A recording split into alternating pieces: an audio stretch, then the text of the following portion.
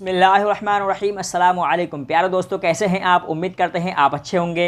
प्यारे दोस्तों, आपकी खिदमत में लेकर हाजिर हैं एक बार फिर हज़रत मौलाना क़ारी मोहम्मद हनीफ़ साहब मुल्तानी रहमतुल्लाहि अलैह का बड़ा ही खूबसूरत और ज़बरदस्त बयान। दोस्तों, आपसे गुजारिश है कि इस बयान को पूरा ज़रूर सुनें, इंशाअल्लाह ईमान ताज़ा होगा। चलिए हम आपको लिए चलते हैं बयान की जानिब।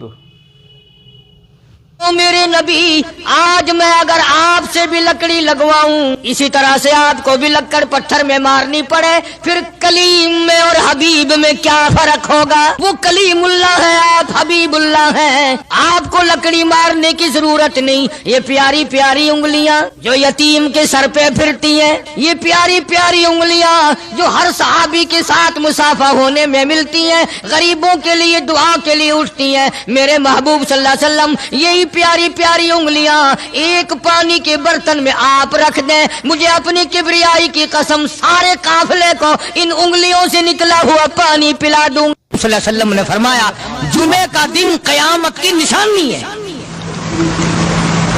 कयामत का दिन जिस दिन कायम होगा, जुमा ही होगा। आज जुमा तफरी का दिन है, आज जुमा जुए का दिन है, आज जुमा शराब पीने का दिन है, आज जुमा खेल तमाशा बेहयाई बदमाशी का दिन लोगों ने बना लिया। एक हमारा माहौल है, आप जरा तवज्जो फरमाएं। जुमे के दिन फिल्मों में रश है, जुमे के दिन सिनेमा के टिकट का रश है, जुमे के दिन VCR बहुत ज्यादा चलते हैं, जुमे के दिन टेलीविजन पे बड़ा रश होता है, जुमे के दिन बदमाशी है, जुआ है, बेहयाई, ज्यादा से ज्यादा बेहयाई जुमे के दिन होती है। हालांकि हुजूर करीम सल्लल्लाहु अलैहि वसल्लम ने फरमाया, जुमे के दिन एक घड़ी ऐसी आती है जो मांगो वही मिलता है। जिस हाल में कुछ कोई मशगूल होगा वही उसकी जिंदगी का मुस्तकिल जरिया बन जाएगा। कौन समझाए तुम्हें? किसके अंदर ताकत और जुर्रत है कि कौम के धारा फेर सके और कौम के रुख को फेर सके? कौन फेर सकता है?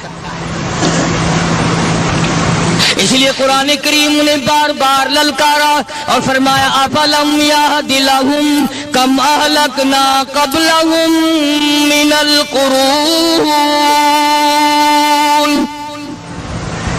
करने वालों, बदमाशी करने वालों, बेगैरत कमीनों, बादाओं, जब मेरा कहर जोश में आएगा, फिर एक दो को नहीं, फिर बस्ती की बस्ती, मुल्क के मुल्क उजाड़ के रख दूंगा। अफलम यहदिलहुम कम अहलकना क़ब्लहुम मिनल कुरून।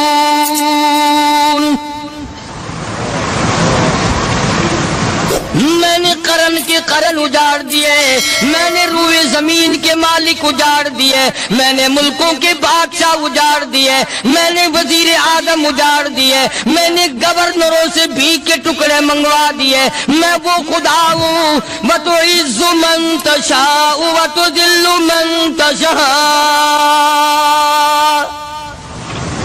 बियदिकल खैर इन्नका अला कुल्लि शैइन क़दीर।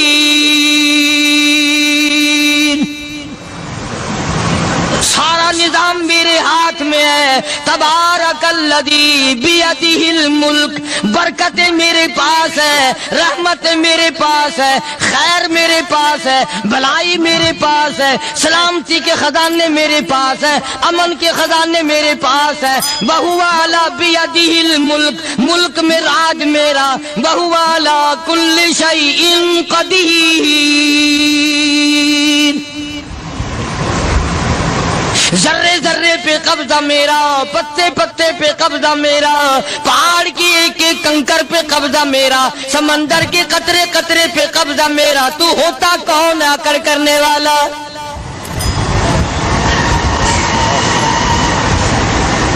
गौर नहीं करते, सोचते नहीं है कि कलाम इलाही हमें क्या बताना चाहता है। जनाब उस्मान रज़ियल्लाहु ताला अन्हु फरमाते हैं, और लोगों, मैंने सारी जिंदगी गुजार दी इस्लाम के बाद, जिस दिन से मैंने कलमा पढ़ा आखिरी दम तक कोई जुमा ऐसा नहीं, कोई जुमा ऐसा नहीं गुजरा अल्लाह के नाम पर मैंने एक गुलाम खरीद के आजाद ना किया हो। پہلے لوگ بھی جمعے کے دن درود پاک کی کثرت کرتے تھے، خیرات کیا کرتے تھے کہ 8 دن کا کفارہ ہو جائے، اللہ تبارک و تعالی راضی ہو جائے۔ آج کے دن قیامت آئے گی، نہ جانے میرا کیا حال بنے گا، کن لوگوں میں میرا شمار ہوگا۔ مدنی کریم صلی اللہ تعالی علیہ وسلم کا دربار لگا ہوا ہے، مجلس ہے آقا مدنی صلی اللہ علیہ وسلم کی۔ وہ کتنے مقدروں والے جوان تھے جو اپنے محبوب صلی اللہ علیہ وسلم کی مجلس میں بیٹھتے تھے، وہ کتنے خوش بخت اور خوش نصیبے والے لوگ تھے جو اپنے آقا کے سامنے بیٹھتے تھے۔ حضور کریم صلی اللہ علیہ وسلم نے فرمایا مجھے 3 چیزوں سے بڑی محبت ہے، 3 چیزیں بڑی پیاری لگتی ہیں، 3 چیزیں دنیا میں بڑی مرغوب ہیں مجھے۔ فرمایا ایک نماز میری آنکھوں کی ٹھنڈک ہے۔ سرکار کی پسندیدہ بات سنو، فرمایا نماز میری آنکھوں کی ٹھنڈک ہے، جو نماز پڑھتا ہے وہ میری آنکھوں کو ٹھنڈا کرتا ہے، جو نماز نہیں پڑھتا کیا مطلب، وہ مجھے رنج دیتا ہے۔ اور جامع ترمذی میں ایک حدیث موجود ہے، ارشاد ہے حضور کریم سب کہہ دو صلی اللہ علیہ وسلم کا، فرمایا کہ ہر پیر کے دن، ہر جمعرات کے دن ہر امتی کا نامہ اعمال میرے سامنے پیش کیا جاتا ہے، ہر امتی کا اعمال نامہ سرکار کے سامنے کر دیا جاتا ہے، تیرے فلاں امتی کا یہ عمل ہے۔ ذرا مسجد میں بیٹھے ہو، قبلے کی طرف منہ کیے بیٹھے ہو، لوگوں سوچو تو صحیح ہمارے اعمال نامے دیکھ کر آقا کو کتنا رنج ہوتا ہوگا، ہمارے کردار دیکھ کر، ہماری روسیائی کو دیکھ کر آقا کو کتنا رنج پہنچتا ہوگا صلی اللہ علیہ وسلم۔ ارے ہم نے حضور کی ذات اقدس کو رنج پہنچایا، پریشانی پہنچائی، تکلیف پہنچائی، پرواہ نہیں کرتے نمازوں کی، نوجوان بھی بوڑھے بھی حج کر کے بھی نماز پڑھتے لوگ، اور اب تو ویسے بھی دانا بینا لوگ ہیں۔ تو آپ نے ارشاد فرمایا کہ میری آنکھوں کی ٹھنڈک نماز میں ہے، 3 چیزیں مجھے پیاری ہیں پوری دنیا میں، 3 چیزیں پسندیدہ ہے میری۔ سب سے پہلی فرمایا نماز میری آنکھوں کی ٹھنڈک ہے، قرۃ عینی فی الصلاۃ او کما قال النبی صلی اللہ علیہ وسلم، فرمایا جس امتی کا یہ دل کرے کہ میں نبی کی آنکھ ٹھنڈی ہو، اسے چاہیے کہ نماز پابندی سے پڑھے۔ دوسرا فرمایا وفادار عورت مجھے بڑی پسند ہے، حضور کریم صلی اللہ علیہ وسلم نے فرمایا وفادار عورت، ہائے ہائے ہماری ماؤں سے زیادہ وفادار کون ہوں گی۔ جناب عائشہ صدیقہ رضی اللہ تعالیٰ عنہ فرماتی ہیں کالی کملی والے کے گھر میں 3 مہینے چولہے میں آگ نہیں جلتی تھی،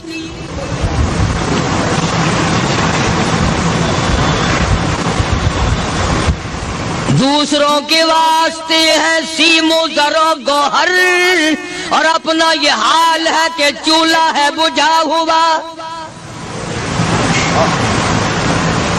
جناب عائشہ صدیقہ رضی اللہ تعالیٰ عنہ فرماتی ہیں ہمیں 24 گھنٹے میں 1 پانی کا پیالہ اور 1 کھجور کا دانہ ملا کرتا تھا۔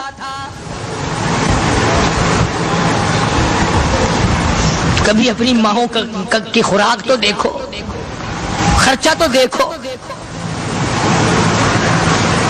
اور اگلی بات سنو تو حیران ہو جاؤ۔ جناب عائشہ صدیقہ رضی اللہ تعالیٰ عنہ فرماتی ہیں اس پیالے اور کھجور کی قدر بھی تب ہوئی جب وہ بھی نہ ملی۔ پیسوں کو برباد کرنے والوں، بے قدری کرنے والوں، ذرا سوچو تو صحیح کہ کیا گھر ہے محمد عربی سب کہہ دو صلی اللہ علیہ وسلم کا۔ اسی گھر سے خیر و برکت ملی صحابہ کرام کو، لیکن دنیا نہ تھی، بلڈنگ نہ تھی، کوٹھی نہ تھی، بنگلہ نہ تھا، چہل پہل نہ تھی۔ اچھا ایک بات اور آج یاد کر کے لے جاؤ، یہ تو مجبوری ہوئی نا، یہ تو ایک مجبوری ہوئی، پریشانی ہوئی، محتاجی ہوئی کہ پانی کا 1 پیالہ اور 1 کھجور کا دانہ ملتا تھا۔ اور اگلی بات سنو تو حیران ہو جاؤ، مجبوری اور چیز ہے، اختیار سے کرنا اور چیز ہے. جناب فاروق اعظم رضی اللہ تعالیٰ عنہ کی حکومت ہے. عائشہ صدیقہ رضی اللہ تعالیٰ عنہ سال کا خرچہ 12,000 روپیہ بوری میں بھر کر حضرت عمر نے حضرت عائشہ کے گھر پہنچا دیا. لو تمہارا یہ سال کا خرچہ آ گیا. سال کا خرچہ حضرت عمر رضی اللہ تعالیٰ عنہ نے جناب عائشہ صدیقہ رضی اللہ تعالیٰ عنہ کے پاس بھیجا. اتنا بڑا بورا بھر کر آیا. اللہ غنی، بجائے خوش ہونے کے، بجائے مچلنے کے، بجائے فخر کرنے کے، اپنی خادمہ سے فرمانے لگی، حضرت عائشہ خادمہ سے فرمانے لگی، میں نے تو اپنے محبوب صلی اللہ علیہ وسلم کے پیٹ پہ پتھر دیکھے، میں نے تو کالی کملی والے کو فاقے کرتے دیکھا. خادمہ سے فرمانے لگی، اس بوری کے اور میرے درمیان میں کپڑا لٹکا دے، میری آنکھ دیکھنا گوارا نہیں کرتی، میری آنکھ دیکھنا بھی گوارا نہیں کرتی. اس نے کپڑا لٹکا دیا. اس کے بعد خادمہ سے فرمانے لگی، مدینے میں اعلان کراؤ، جس کو خیرات چاہیے وہ عائشہ کے دروازے سے آ کے لے جائے رضی اللہ تعالیٰ عنہ. سارے مدینے میں اعلان ہوگا، خیرات لینے والے آ جاؤ. ضرور کرے. ایک اور بات تھی اس وقت میں، ضرورت مند جاتا تھا، یہ نہیں کہ ٹیبک میں ہزاروں روپیہ پڑا ہوا پھر بھی مانگ کے کھانا ہے. جیب میں ہزاروں روپیہ پھر بھی مانگنا ہے، پلے سے نہیں کھانا. کہ جتنے بھیک مانگے ہیں نا، بھیک مانگنے والے، 1 کروڑ روپیہ دے دو انشاءاللہ شام کو پھر بھی مانگے گا. اس کے مقدر میں بھیک مانگنا ہے. فرمانے لگی کچھ نہیں ہے. وہ خادمہ کہنے لگی کچھ نہیں ہے. اب وہ خادمہ کہنے لگی کہ اگر 1 ٹکے کا گوشت منگوا لیتی تو تم بھی اپنا روزہ کھول لیتی، گوشت سے میں بھی کھا لیتی. کیا جواب دیا اما عائشہ صدیقہ رضی اللہ تعالیٰ عنہ نے؟ فرمانے لگی، اب تانا دینے سے کیا فائدہ، تو نے اس وقت یاد کیوں نہیں دلایا؟ اس لیے میں نے یہ واقعہ سنا دیا کہ پہلی بار سن کر کے تو آپ لوگوں کے دل میں بھی یہ بات آئی ہے نا کہ جی مجبوری ہے، چوری تو وہ کرنے سے رہی بیچاری. پریشانی جو ہوئی، غربت جو ہوئی، تنگی جو ہوئی، چلو پانی کا پیالے پہ گزر کیا. اور نہیں، یہ حضرات اختیاری بھی فاقہ کرتے تھے. اب 12,000 آیا اور افطار کرنے کے لیے چھچوا رہے، کھجور بھی نہیں. اور ہم تو خدا جانے کب کب تک کا انتظام سوچتے ہیں. پوتے پوتیوں تک کا انتظام جب تک نہ کر لیں اور اولاد در اولاد تک کا انتظام نہ کر دیں، اس وقت تک ہماری تسلی تو ہوتی نہیں. اسی کو مجذوب نے بڑے عجیب طریقے سے سمجھایا، کہتا ہے کہ آنے والی کس سے ٹالی جائے گی، آنے والی کس سے ٹالی جائے گی، اور جان ٹھہری جانے والی جائے گی، روح رگ رگ سے نکالی جائے گی، تجھ پہ ایک دن خاک ڈالی جائے گی. تیرے رشتہ دار عزیز اقربا دھڑا دھڑ مٹی پھینک کے ایسے آئیں گے گویا تجھے پہچانتے بھی نہیں.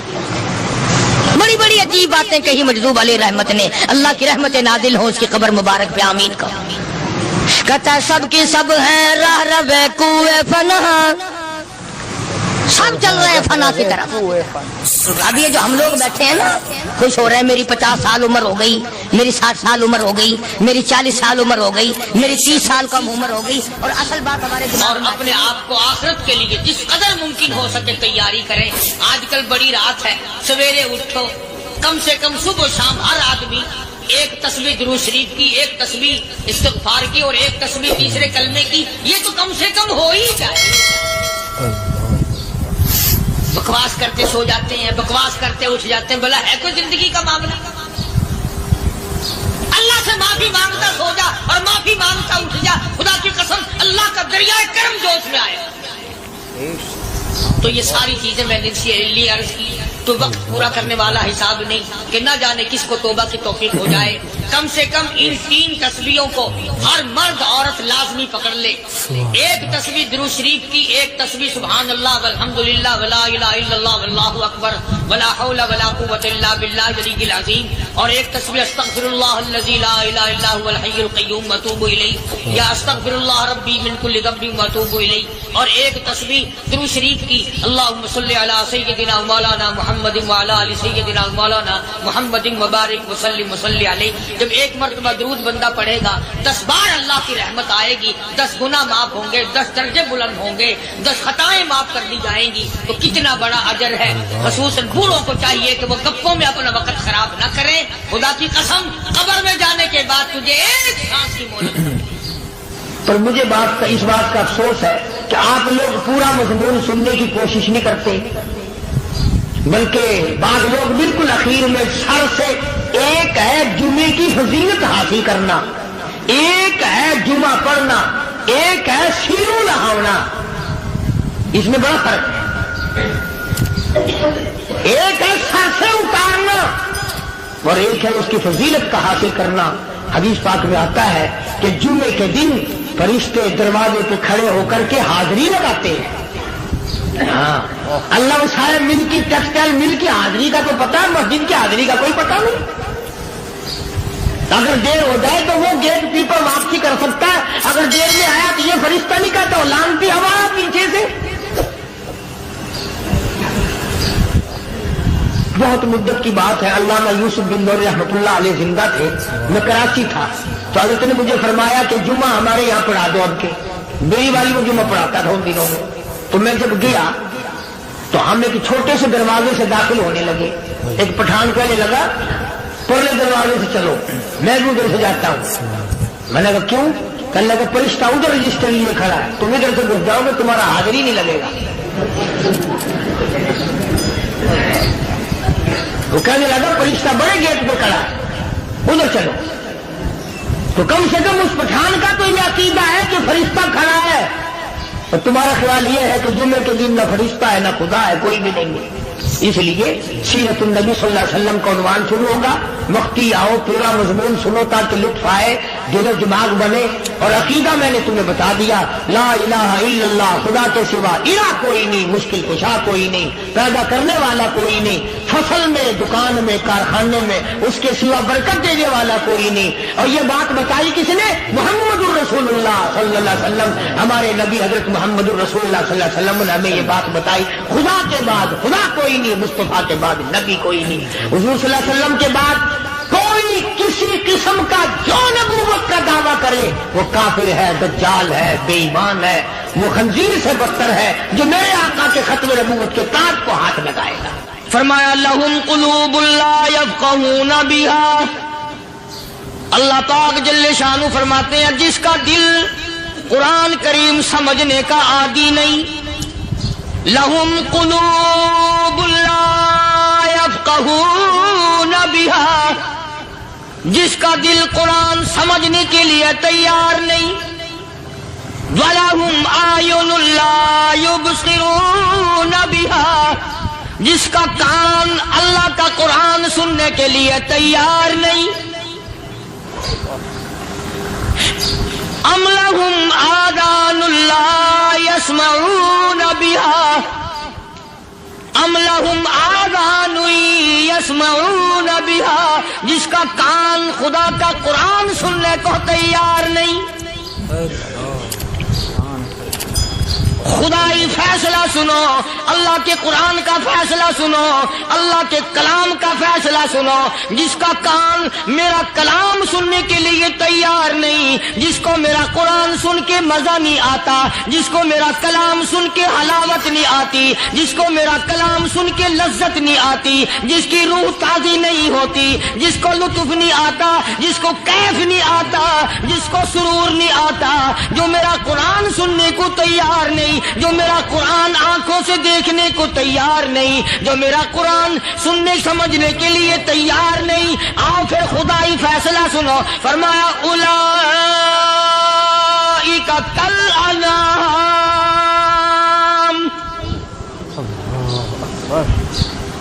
میرا فیصلہ نہیں، کسی پارٹی کا فیصلہ نہیں، کسی فرقے کا نہیں، کسی طبقے کا نہیں، کسی جماعت کا نہیں. فرمایا اولئک الانعام. پیدا کرنے والا مالک و خالق کہتا ہے مجھے اپنی کبریائی کی قسم یہ سارے جانور ہیں.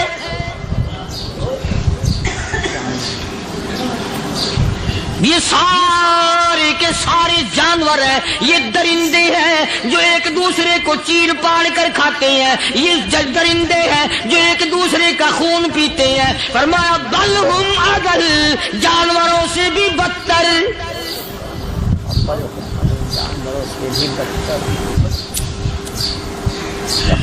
جس کے دل میں قرآن سن کر ترس نہیں، جس دل میں رحم نہیں، اپنے سے کمزور دیکھ کر جس کے دل میں شفقت نہیں، مہربانی کا مادہ نہیں. فرمایا وہ کوئی بندہ ہے، وہ تو جانور ہے. اور خدا قسم میں آ گیا فرمایا بل ہم اضل، اس سے بھی بدتر. اللہ والے جو ہیں وہ ان خصلتوں کو دور کراتے ہیں اور وہ آدمی کے مزاج اور دل میں سے ایسی چیزیں نکالتے ہیں جو اس کی بربادی کا ذریعہ بنتا ہے. دل کی بیماریوں کا کسی کو فکر نہیں.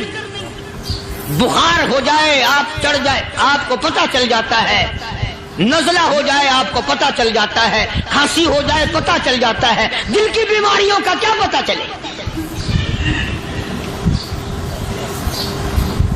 صحابہ کرام رضوان اللہ تعالی علیہم اجمعین کی جماعت کے اللہ پاک کے محبوب حضرت محمد الرسول اللہ صلی اللہ تعالی علیہ وسلم نے دلوں کی صفائی کی.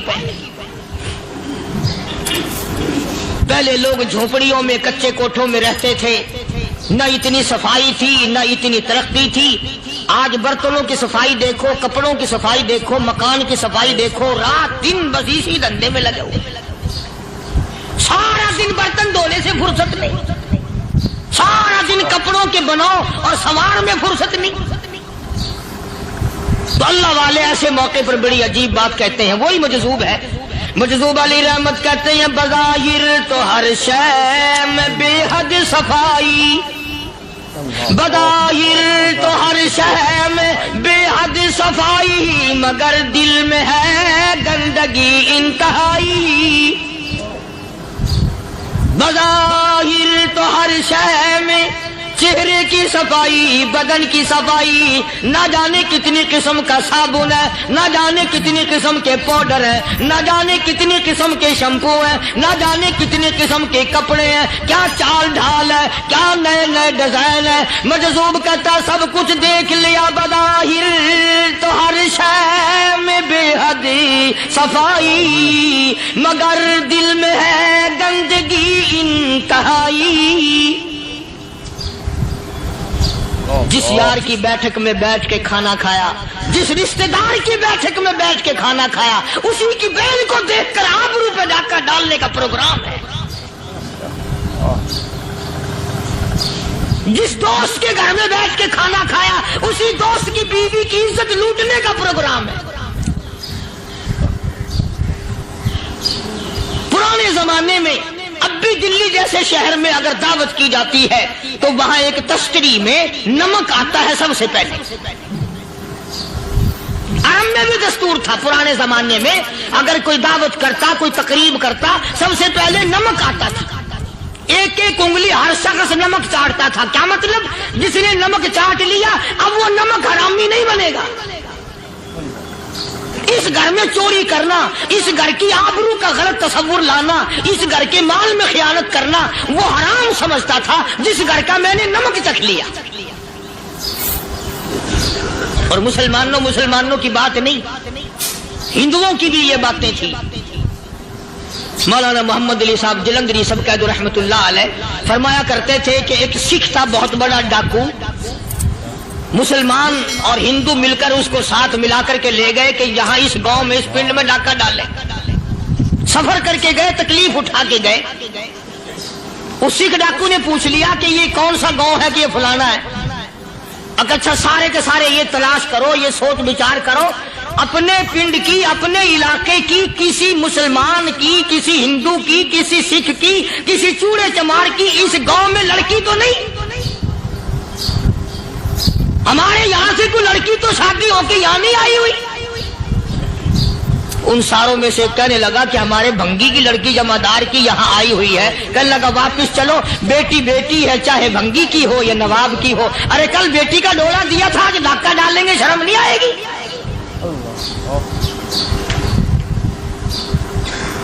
آج وہ تصور کہاں چلے گئے؟ اور ہم سب روتے پھرتے ہیں سکون نہیں، سکون نہیں، اطمینان نہیں. ارے اطمینان آئے گا کیسے؟ ہمارے دل بے ایمان ہے، نیتیں خراب ہے، آئے گا کہاں سے؟ صحابہ کرام رضوان اللہ تعالی علیہ مجمعین کی جماعت نے اس قدر اس بات پہ محنت کی اور کوشش کی کہ غلط لقمہ بھی پیٹ کے اندر نہ چلا جائے. چنانچہ میں علی الاعلان کہتا ہوں 1,29,000 صحابہ کرام، کالی کملی والے کے دیوانے اور پروانے، حضور کے یار جانثار، حضور کے ساتھ پھاقا کھانے والے، پھاقوں مرنے والے، پتھر کھانے والے، اپنے بچوں کے ٹکڑے ہوتے ہوئے دیکھ کر لا الہ الا اللہ محمد الرسول اللہ کی صدا بلند کرنے والے صحابہ کرام کا یہ حال تھا. پیدل سفر کر کے جاتے تھے یہودی عیسائی، شام نکل گئے، فلسطین نکل گئے، ہندوستان آ گئے، 2 سال لگ جاتے تھے. اپنی جوان بیٹیوں کو مسلمانوں کے گھروں میں چھوڑ کے آ جاتے تھے. کبھی نگاہ نبوت نے جن کو رنگ دیا تھا، کبھی کسی صحابی پہ ذرہ برابر الزام نہیں لگا. ان یہودیوں کا، ان عیسائیوں کا یہ عقیدہ تھا کہ محمد صلی اللہ علیہ وسلم کے جو غلام ہیں ان کی نگاہ بھی پاک ہے، ان کے دل بھی پاک ہیں، ان کے ارادے بھی پاک ہیں، ان کے ہاتھ بھی پاک ہیں.